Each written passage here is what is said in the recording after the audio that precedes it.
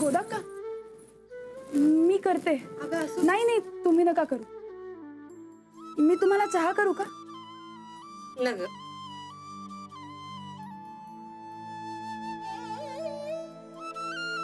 राणा, पर तू जे केलंस ते बरं नाही बाबा. अरे तू इकडं आलास आणि रातच्यापासनं साहेबांनी हंतरून धरलंय बघ.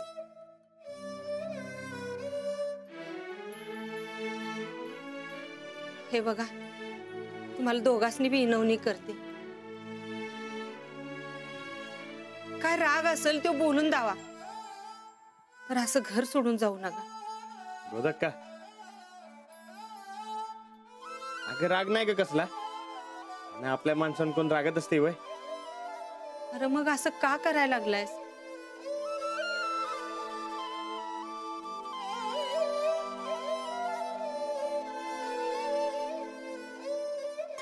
हे बघा, तुम्ही दोघं बी शाना हायसा. अंजली, अगं तू तरी ह्याला समजून सांग.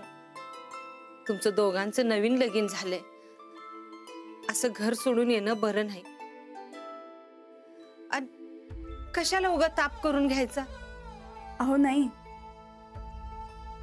इथेही छान आहे सगळं. हे पण घरच आहे ना.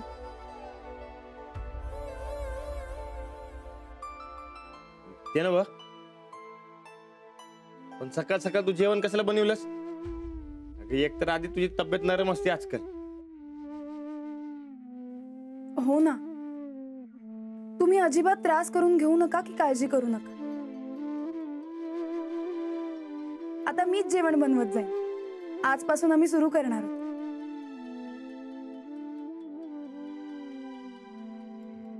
गोदाक्का, तुम्ही अजिबात वाईट वाटून घेऊ नका. लहानपणापासून तुम्ही जसं यांना जपलंय ना, तसंच मीही जपेन. आणि माझी काळजी घ्यायला हे आहेतच की. तुम्ही बिनधास्तपणे जा आणि आबांची काळजी घ्या.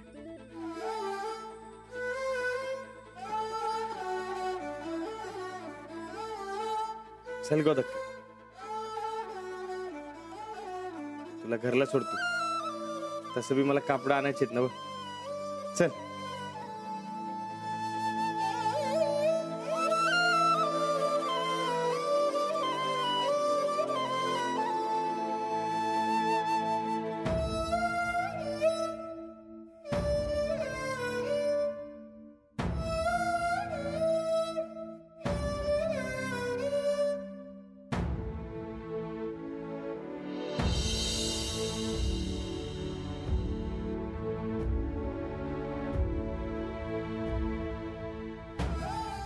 सगळ्यांना नीट सोडलंच ना रे? हो, जायलाच तयार नव्हतं. कसं बसं समजावलं आणि पाठवलं. काळजी असणारच रे. शेवटी अंजली सगळ्यांची लाडकी आहे. एवढी माझी गुणाची अंजली.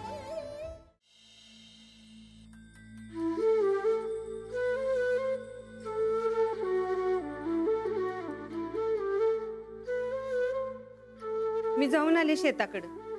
दोघं बी चांगली आहेत. साहेब, तुम्ही काय बी काळजी करू नका असं सांगितलंय राणानं. एवढी काळजी असती तर सोडून नसता गेला. राणानं जे केलं त्याला काहीतरी कारण असेल साहेब. तर तुम्ही त्याच्यावर राग धरू नका. माझ्या रानावर माझा कधी राग नव्हता आणि कधी नसणार. मला माझच राग येतो.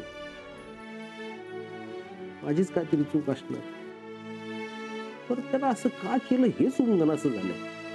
मामनजी, तुम्ही लई विचार करू नकासा बघा. तब्येतीची जरा काळजी घ्या.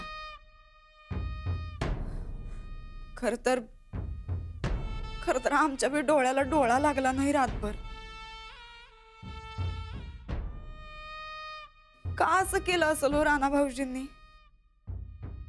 गोदाक्का म्हणते म्हणजे काहीतरी कारण असणार सुनबाई. उगा मजा म्हणून करणार नाही राणा.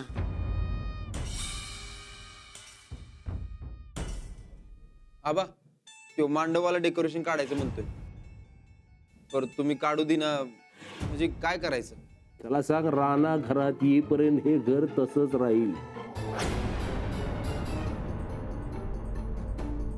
पर लगीन सराई आल्यात, त्याचा बिझनेस बुडवू देऊ नका असं म्हणालाय तू. काय लागेल ते पैसे द्या. पर लग्नाला सजलेलं हे घर तसंच राहील. पर आबा म्हणजे एकदा सांगितलं ना, राणा सुनबाई घरी येतील तेव्हा हे घर सजलेलंच पाहिजे.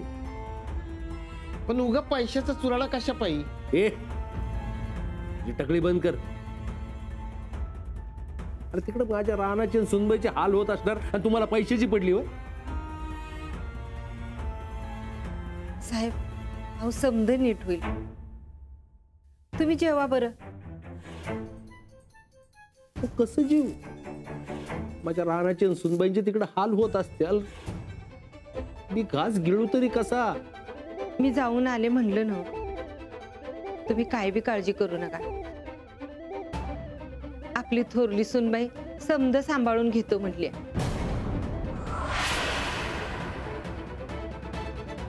तुम्हाला बी तब्येतीची काळजी घ्यायला सांगितली आपल्या सुनबाईनं. आता सुनबाई म्हणली ना व, मग जेव आबा. ए उद्याच्या उद्या निघायचं. तू आलास ना आमचं घर इसकटले. ऐकूनच तसं. मी जा म्हणलं नव्हतं, त्याचा त्यो गेला. उगाच वड्याचं तेल वांग्यावर काढू नकस. सांगितलं ना हो उद्याच्या उद्या निघायचं. तुझी सावली बी नका या घरावर. आबा अरे माझ्या भावा, असं करू नकोस मर्दा. रक्ताचं नातं आहे आपलं. नात्याच्या गोष्टी मला नका शिकूस. सूरज यो मला उद्या घरात दिसता का म्हणे. आबा असं करू नकस रे. अरे हे बघ तुझी ही वहिनी रस्त्यावर येईल. ಇದು ನೋಡ್ರಿ, ನಾಯಿನ ಈದ ಮನೆ ಬಿಟ್ಟು ಎಲ್ಲೂ ಹೋಗಂಗಿಲ್ಲ. ಹಾ आबा पाया पडतो तुझ्या. तू पाया पड नाही तर डोसका फोड. तू इथं राहायचं नाही म्हणजे नाही. अगं तू तरी समजाव सुनबाई तुझ्या सासऱ्याला. मामांजी अहो आपलीच माणसं आहेत. 4 दिवस राहत्याल, पुढं मागं आपल्याच मदतीला येत्याल ती. वय आबा. 4 तुकडं खातो, कोपऱ्यात पडून राहतो. पडल ते काम करतो. हे कामाला लई माणसं आहेत माझ्या घरी. तुझी गरज नाही आम्हाला. नाही कशी? मी राणाला घरात घेऊन येणार. ह्यो संपतरावाचा शब्द आहे.